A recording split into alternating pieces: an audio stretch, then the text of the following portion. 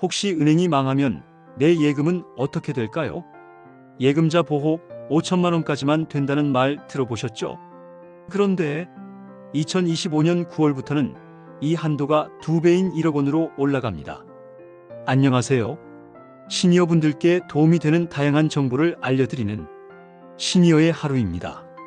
5천만 원이 넘는 금액을 통장에 넣어두었다가 보호받지 못해 실제 피해를 본 분들도 있었다는 것을 기억하실 텐데요. 예금자 보호 한도가 5천만 원에서 1억 원으로 무려 2배나 증가하면서 시니어 분들의 소중한 자산을 안전하게 보호할 수 있게 되었습니다. 이번 변화가 왜 중요한지 오늘 제가 쉽고 친절하게 알려드릴게요. 그렇다면 예금 보호 한도가 무엇인지를 먼저 알아야겠죠. 예금 보호 한도란 은행이나 저축은행이 망하거나 부도가 나도 나라가 일정 금액까지는 대신 돌려주는 제도입니다. 우리나라에서는 예금보험공사가 이 역할을 하죠. 예전에는 한 금융회사당 5천만 원까지 보호됐습니다. 예를 들어 은행에 7천만 원을 예치했는데 그 은행이 망하면 5천만 원까지만 보장되고 나머지 2천만 원은 손해가 되는 구조였죠. 실제로 피해를 본 분들도 계십니다. 60대인 홍길동 씨는 퇴직 후 1억 2천만 원을 저축은행에 넣었습니다. 이자도 높고 괜찮아 보이더라는 이유였지만 해당 저축은행이 파산하면서 예금보험으로 5천만 원만 돌려받고 무려 7천만 원을 손실보게 됐죠.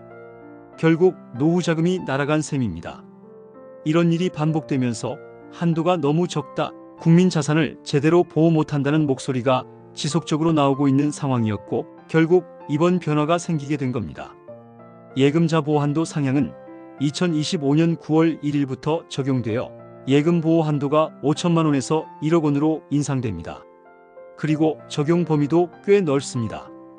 과거 예금자 보호 한도는 노후성 자산인 연금저축, 퇴직연금, 사고보험금에 적용되지 않았지만 9월 1일부터는 노후성 자산에도 적용됩니다.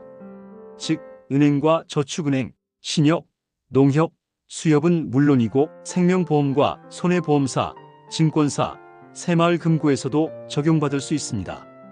여기에 더해 연금저축, 퇴직연금, 사고보험금도 별도로 1억 원까지 보호받을 수 있게 되었죠. 이제는 한 곳에 1억 원까지는 안심하고 맡길 수 있게 된 거예요. 예금자 보호한도 상향으로 좋아진 점을 정리해보면 첫째, 여러 은행에 나눌 필요 없이 한 곳에 1억까지는 안전하게 적용 가능하며 둘째, 퇴직금, 연금저축도 별도 1억까지 보호되니 은퇴자 입장에서는 노후자산 보호 강화 효과를 얻을 수 있습니다.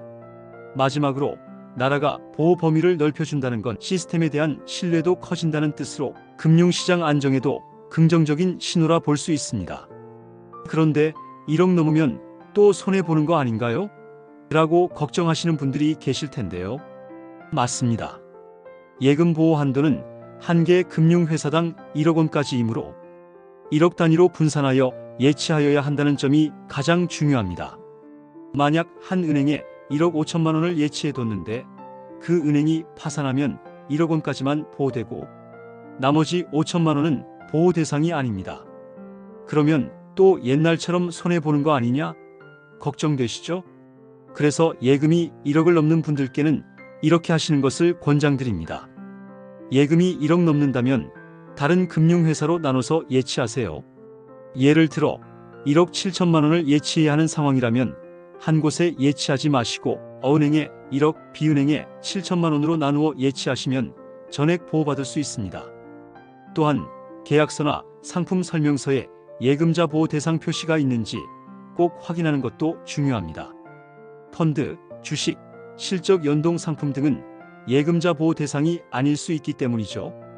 여러분, 이제 어디에 돈을 넣어야 하나? 고민이 조금은 줄어드셨죠? 앞으로도 시니어분들이 놓치기 쉬운 제도나 정책, 제가 쉽고 친절하게 설명드릴게요. 도움이 되셨다면 구독과 좋아요, 알림 설정까지 부탁드립니다. 오늘도 건강하고 지혜로운 하루 되시기 바라며 지금까지 시니어의 하루였습니다. 감사합니다.